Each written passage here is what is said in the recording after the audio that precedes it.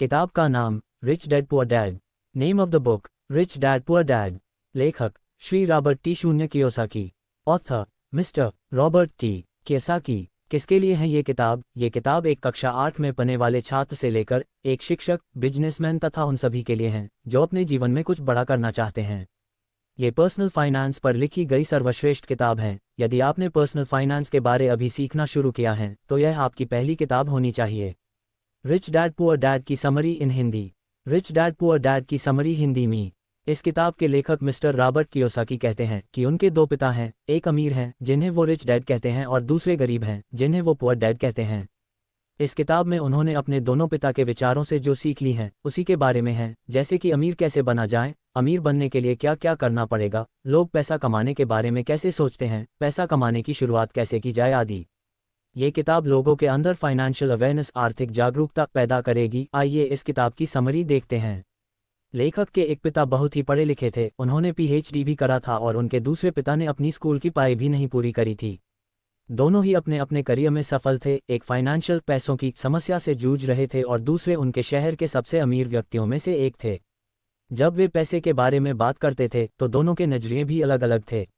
एक का मानना था कि पैसों के प्रति प्यार ही सभी प्रकार की समस्याओं की जड़ है और दूसरे का मानना था कि पैसों की कमी ही सभी समस्याओं की जड़ है।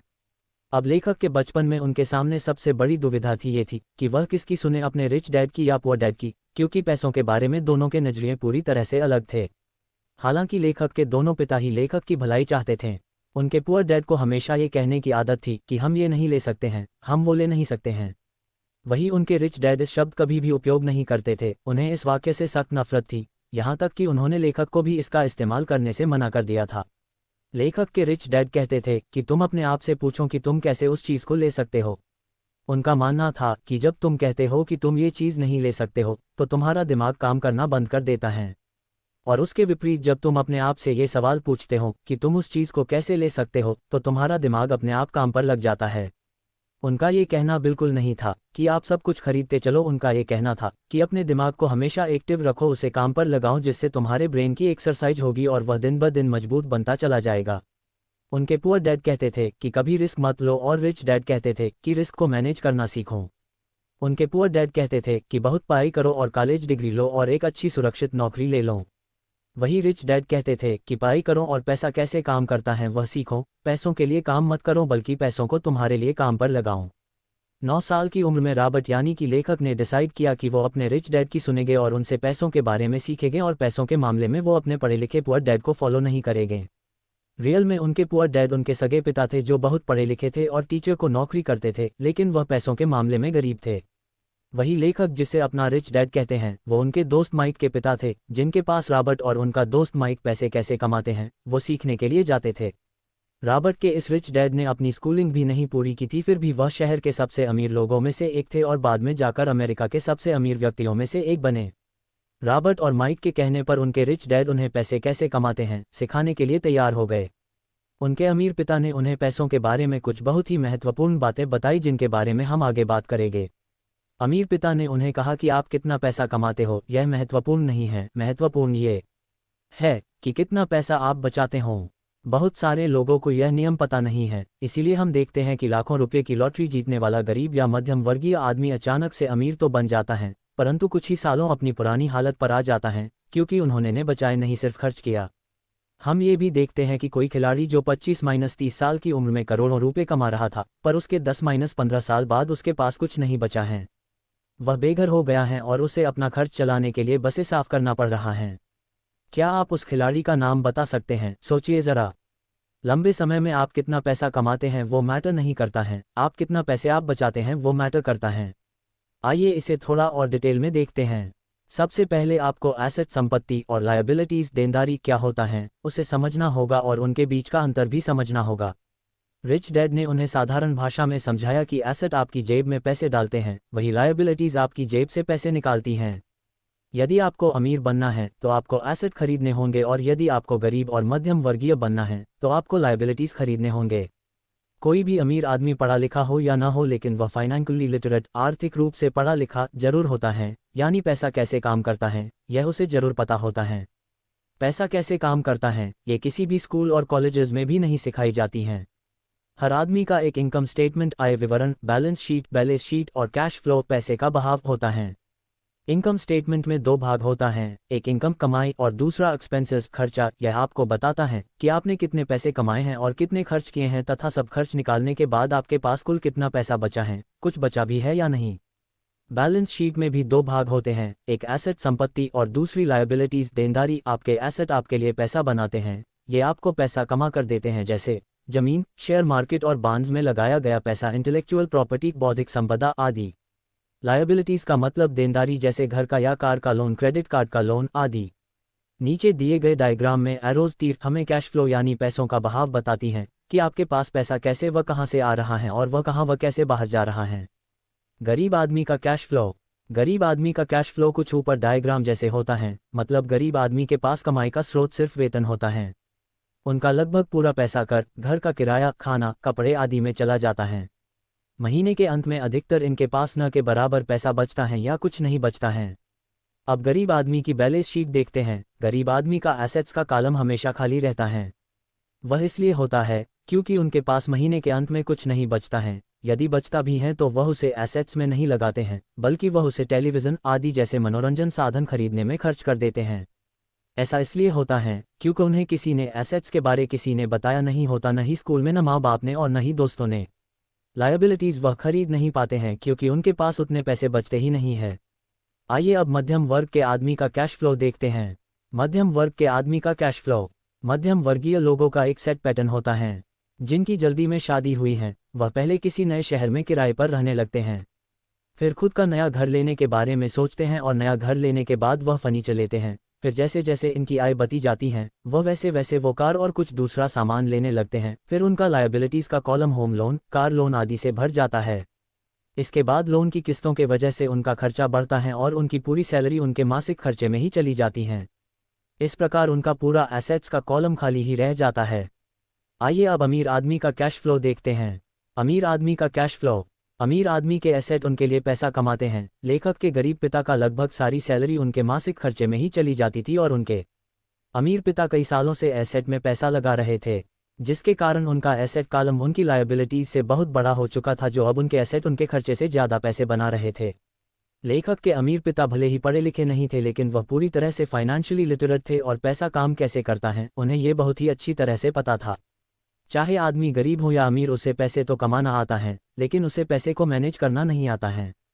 उन्हें बहुत हार्ड वर्क करना तो आता है, लेकिन अपने पैसों से हार्ड वर्क करवाना नहीं आता है। वह बस खुद ही काम करते रहते हैं, अपने पैसों को काम पर नहीं लगाते हैं। जैसे जैसे उनकी कमाई बढ़ती है उसी के अनुपात में उनके खर्चे भी बढ़ते रहते हैं और उन्हें लगता है कि ज़्यादा पैसे आने से उनकी सारी समस्या का समाधान हो जाएगा, इसलिए वो लगातार अपनी सैलरी बढ़ाने के लिए मेहनत करते रहते हैं, चाहे उनका वेतन कितना भी बढ़ जाए, और उनकी आर्थिक समस्या कभी खत्म नहीं होती हैं।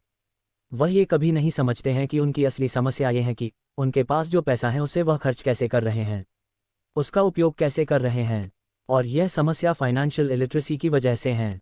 सबसे पहली बात जो आपको माननी चाहिए वह यह है कि सबसे पहले खुद को पे करो। जो भी पैसा आप कमाते हैं उसमें से कुछ हिस्सा अपने लिए रखो, यानी कि अपने लिए पैसे बचाओ और उन बचे हुए पैसों से ऐसे एसेट खरीदो जो आपके लिए पैसा बना सके, यानी आपको पैसा कमा कर दे सकें। अमीर और गरीब लोगों ने सबसे बड़ा अंतर यह होता है कि गरीब लोग पहले सब पैसे खर्च कर लेते हैं, फिर आखिर में अपने लिए रखने का सोचते हैं, जिसकी वजह से ज़्यादातर समय वह अपने लिए कुछ भी नहीं बचा पाते हैं और अंत में नहीं वह उसे किसी एसेट में निवेश कर पाते हैं। वही अमीर लोग सबसे पहले अपने लिए पैसे बचाते हैं और उसके बाद अपने खर्चे करते हैं। ये करने के लिए बहुत ही प्रयास और सेल्फ डिसिप्लिन की ज़रूरत पड़ती है। कई बार आपके सामने कुछ आर्थिक समस्या आएगी, फिर भी आपको सबसे पहले खुद को ही पे करना है और उसे बचाना है। जब आप अपने ऊपर सेल्फ डिसिप्लिन करना सीख जाएंगे तो समझ लीजिए कि आपने अमीर बनने की तरफ अपना पहला कदम बढ़ा लिया है। जो लोग सबसे पहले खुद को पैसे देते हैं उनका कैश फ्लो कुछ इस तरह का होता है। जैसे जैसे आप अपने लिए पैसे बचाकर उसे एसेट में निवेश करेंगे, वैसे वैसे आपकी कमाई के स्रोत बढ़ते जाएंगे। जो लोग सबसे पहले खुद को पैसे नहीं देते हैं उनका कैश फ्लो कुछ इस प्रकार का होता है। आप ऊपर बहुत ही आराम से दोनों कैश फ्लो के बीच का अंतर देख सकते हैं। खुद को पहले पे करने वाले आदमी के एसेट का कॉलम कभी बढ़ चुका है, जिससे वह अपने अन्य खर्चे देखता है और उसमें जो बचता है उसे वह फिर से एसेट में ही निवेश करता है, ताकि उसे अपने वेतन पर ही पूरी तरह से निर्भर न रहना पड़े। वहीं पर पहले खर्च करने वाले आदमी की सारी सैलरी उसके खर्च में ही निकल जाती है और उसके पास न के बराबर पैसे बचते हैं या नहीं बचते हैं, जिससे वह अपने एसेट कॉलम को नहीं भर पाता है। यहाँ सबसे महत्वपूर्ण बात यह निकल कर आती है कि अमीर लोग सबसे पहले एसेट वाले कॉलम पर फोकस करते हैं और गरीब लोग इनकम स्टेटमेंट पर फोकस करते हैं। अमीर लोग अपना पैसा को बिजनेस, शेयर, सरकारी बॉन्ड और रियल स्टेट में निवेश करते हैं। वह कई और जगह भी पैसा लगाते हैं जहां से उन्हें एक रेगुलर इनकम मिलती रहे। उनका यह निवेश उनके लिए एसेट है जो उनके लिए पैसा कमाते हैं। जो एसेट आपको पसंद हैं, आपको उनमें निवेश करना चाहिए। आपको ये पता करना चाहिए कि कौन कौन से एसेट की श्रेणियां आपको अच्छी लगती हैं। उसके बारे में बहुत ही गहराई में जाकर अध्ययन करना चाहिए, जानकारी लेनी चाहिए, जैसे वह आगे आने वाले समय में किस प्रकार का आपको मुनाफा दिलाएगी, उस एसेट से कोई अन्य स्रोत भी बन पाएगा या नहीं। लेखक को बिल्डिंग और ज़मीनें बहुत पसंद हैं, इसके अलावा उन्हें इसकी गहरी समझ भी है, इसलिए वो इसमें ज़्यादा से ज़्यादा निवेश करते हैं। उन्हें छोटी कंपनियों में भी काफ़ी जांच परख करके निवेश करना पसंद है। यहाँ पर एक और महत्वपूर्ण बात यह है कि अमीर लोग महंगे बंगले, आभूषण, बड़ी गाड़ी आदि लग्जरी की चीज़ें आखिर में खरीदते हैं। सबसे पहले वो एसेट्स खरीदते हैं जहाँ से उन्हें कमाई होती है, और इसी जगह पर गरीब और मध्यम वर्ग के लोग लग्जरी चीज़ें पहले खरीदते हैं। अमीर लोग सबसे पहले अपना एसेट का कॉलम मजबूत करते हैं, फिर उस एसेट से मिलने वाली कमाई से वह अपने लिए लग्जरी का सामान खरीदते हैं। अगर उन्हें कोई महंगी चीज़ खरीदनी है तो वह पहले सोचते हैं किस तरह से अपने एसेट कॉलम को मजबूत किया जा सकता है, जिससे एसेट से मिलने वाली कमाई बढ़ेगी और उस कमाई से वह उस महंगी चीज़ को खरीदेंगे। वह लगातार अपने दिमाग का उपयोग करते हैं, उससे एक्सरसाइज करवाते हैं, जिससे उन्हें पैसे कमाने के नए नए विचार मिलते रहते हैं। इस तरह वह लग्जरी का सामान खरीदने से पहले वह अपनी कमाई तथा उसके स्रोत बढ़ाने के बारे में पहले सोचते हैं। वहीं पर अन्य लोगों का एक ही कमाई का स्रोत होता है, वह है नौकरी, और जब वह कोई लग्जरी का सामान खरीदते हैं तो उनका पूरी आर्थिक स्थिति बिगड़ जाती है। जिन गरीब या मध्यम वर्गीय लोगों की लॉटरी लगती है वह भी अपनी एसेट पर निवेश करने के बजाय खर्च बढ़ाते जाते हैं। इस तरह कुछ साल के बाद फिर से अपनी पुरानी आर्थिक स्थिति पर आ जाते हैं। यहाँ पर इनकम समस्या नहीं है, समस्या ये है कि उसका प्रबंधन यानी मैनेजमेंट, यानी कि आप किस तरह आप उन पैसों का उपयोग कर रहे हैं। अमीर लोग और अमीर बनते जा रहे हैं, गरीब लोग और गरीब बनते जा रहे हैं, और मध्यम वर्गीय लोग संघर्ष कर रहे हैं, क्योंकि पैसों के बारे में हमारे यहाँ स्कूल, कॉलेज और घरों में नहीं सिखाया जाता है। हमारे स्कूल और कॉलेज में हमें सिर्फ प्रोफेशनल स्किल के बारे में सिखाया जाता है, हमें फाइनेंशियल स्किल के बारे में नहीं सिखाया जाता है। इसलिए आज डॉक्टर्स, इंजीनियर्स, मैनेजर्स और पायलट्स आदि जिन्होंने अपने स्कूल और कॉलेज में अच्छे मार्क्स लाए थे, वो आज अच्छी सैलरी होने के बाद भी फाइनेंशियली स्ट्रगल कर रहे हैं। आपके पास हमेशा मल्टीपल इनकम सोर्सेज, आय के कई स्रोत होने चाहिए। अधिकतर लोगों का एक ही कमाई का माध्यम होता है जो कि उनकी सैलरी है। वह कहते हैं कि वह बहुत सुरक्षित जीना चाहते हैं, इसलिए वह अपनी सैलरी पर ही निर्भर रहते हैं, पर वह ये नहीं समझ पाते हैं कि एक ही कमाई के स्रोत पर निर्भर रहना कितना बड़ा जोखिम, रिस्क है। इनकम सोर्स 3 प्रकार का होता है। ऑर्डिनरी मतलब आपकी सैलरी, पैसिव मतलब रियल स्टेट आदि से कमाया गया पैसा, यानी जहां से आपके न रहने और न ध्यान देने पर पैसा आए। पोर्टफोलियो मतलब शेयर बाजार और सरकारी बॉन्ड से कमाया गया पैसा। आज के समय में दुनिया के सबसे अमीर आदमी अमेज़न के संस्थापक श्री जेफ बेजोस और दुनिया के सबसे महान निवेशक Shri Warren Buffett portfolio income की वजह से अमीर बने हैं। वही अगर बात करें अमेरिका के राष्ट्रपति श्री डोनाल्ड ट्रंप और इस किताब के लेखक श्री रॉबर्ट के की, तो वो पैसिव इनकम की वजह से अमीर बने हैं। लेखक के रिच डैड हमेशा कहते थे कि तुम्हें अपने ऑर्डिनरी इनकम सोर्स को जल्द से जल्द पैसिव इनकम या पोर्टफोलियो इनकम में बदलना चाहिए, यानी अपना पूरा ध्यान एसेट का कॉलम बढ़ाने पर देना चाहिए। लेखक के रिच डैड हमेशा कहते थे कि तुम्हें अपने ऑर्डिनरी इनकम सोर्स को जल्द से जल्द पैसिव इनकम या पोर्टफोलियो इनकम में बदलना चाहिए, यानी अपना पूरा ध्यान एसेट का कॉलम बढ़ाने पर देना चाहिए। अगर आपके पास अच्छे अवसर, अपॉर्चुनिटीज़ आ रहे हैं लेकिन आपके पैसा ही नहीं है, या अवसर आपके सामने है लेकिन आपको दिख नहीं रहा है, तो उसका मतलब है कि आपके पास फाइनेंशियल इंटेलिजेंस नहीं है। दिमाग हमारा सबसे पावरफुल एसेट है। अगर उसे हम अच्छे से ट्रेन करते हैं तो आपको कई अच्छे अवसर ढूंढने में और अच्छे अवसर उत्पन्न करने में मदद मिलेगी, जिससे आप बहुत अच्छी कमाई कर सकते हैं। Focus on learning not earning. आपको लर्निंग पर फोकस करना होगा, अपने दिमाग को फाइनेंशियली ट्रेन करना होगा। आपका माइंड फाइनेंशियली ट्रेंड होगा तभी वह नए फाइनेंशियल अवसरों को देख पाएगा। कोई भी चीज़ सीखते हुए आपको अपना माइंड खुला रखना चाहिए। आज के समय में बहुत सारे लोग जब उनके सामने कोई नया विचार आता है तो उसे सही से नहीं सुनते हैं या अनसुना कर देते हैं। वहीं पर जो सही में बुद्धिमान होते हैं वह नए विचारों का खुले मन से स्वागत करते हैं, उसे तुरंत नोट कर लेते हैं। वह बोलने से ज़्यादा सुनने पर फोकस करते हैं। आज के समय में जो अलग अलग एसेट्स हैं, जैसे कि ज़मीन, शेयर बाजार, सरकारी बॉन्ड, नए बिजनेस आदि, आपको किसी में भी निवेश करने से पहले अपना दिमाग खुला रखकर उसका अध्ययन स्टडी करना होगा। जो लोग लर्न की जगह अर्न पर फोकस करते हैं वह पैसा तो कमाते हैं लेकिन उसे अच्छे से मैनेज नहीं कर पाते हैं, फिर आगे चलाकर किसी न किसी फाइनेंशियल समस्या में फंसते रहते हैं। फाइनेंशियल नॉलेज न होने की वजह से लोग अपने आसपास चल रही जल्दी से अमीर बनने वाली किसी योजना में किसी के कहने पर पैसा लगा देते हैं, फिर उसके बाद वह कंपनी उनका पैसा लेकर भाग जाती है। इसीलिए लेखक के रिच डैड ने उनसे कहा कि पहले लर्निंग पर ध्यान देना चाहिए, बाद में अर्निंग पर। फाइनेंशियल लियरिंग आजीवन चलने वाली प्रक्रिया है। जब भी तुमसे गलती होगी तो तुम उससे सीखो और अगले समय वह गलती न करो।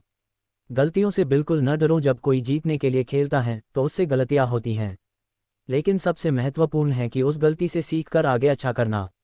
रिच डैड ने लेखक को रिस्क मैनेजमेंट, जोखिम प्रबंधन सीखने को कहा। इस संदर्भ में मिस्टर वॉरेन बफेट ने कहा है कि risk comes from not knowing what you are doing. आप क्या कर रहे हैं, यदि आपको वह पता नहीं है तो वह जोखिम है। यदि आप गाड़ी चला रहे हैं और आपको गाड़ी चलाना ही नहीं आता है तो वह रिस्क है। इसको कम करने के लिए पहले आपको गाड़ी चलाना सीखना पड़ेगा।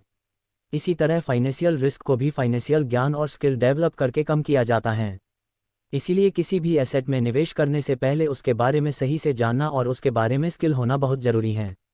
आइए हम आगे देखते हैं कि लेखक ने अपने फाइनेंशियल ज्ञान और स्किल का उपयोग करके कैसे पैसे बनाए। 1989 में रॉबर्ट अमेरिका में जहां रहते थे उसके पास के एक स्थान से गुजर रहे थे। वहां उन्होंने देखा कि वहां के अधिकतर घरों पर सेल के बोर्ड लगे हैं। उस समय अमेरिका में मंदी आ गई थी, शेयर बाजार टूट चुका था तथा वहां की रियल एस्टेट का बाजार भी बहुत ही खराब हालत में था। उन्होंने देखा कि वहां पर एक घर के नोटिस बोर्ड पर बहुत दिनों से सेल का बोर्ड लगा हुआ था। तब वह उस घर के मालिक से मिले। उन्होंने उसके मालिक से पूछा कि यह घर कितने में बेच रहे हो। उसने कहा कि मैंने बहुत दिनों से इस घर को बेचने के लिए बोर्ड लगाया है, लेकिन कोई भी यह घर देखने के लिए और दाम पूछने के लिए नहीं आया, तो आप ही घर देख लो और मुझे इसका दाम बताओ। रॉबर्ट को वह घर बहुत पसंद आया और उन्होंने वह घर $20,000 में खरीद लिया। फिर उसके बाद उन्होंने उस घर में किराएदार रखे।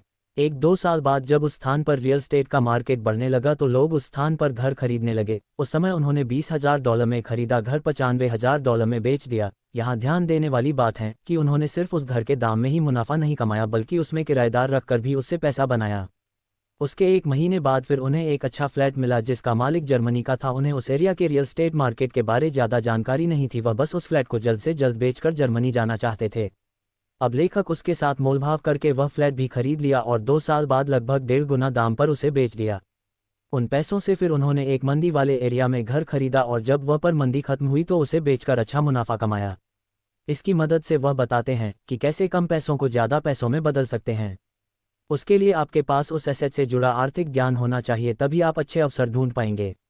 लेखक को रियल एस्टेट की ज़मीन, घर और छोटी कंपनी में निवेश करने में दिलचस्पी इंटरेस्ट हैं, इसलिए वह उसके बारे में ज्ञान इकट्ठा करते हैं, फिर अच्छे अवसर तलाशते हैं।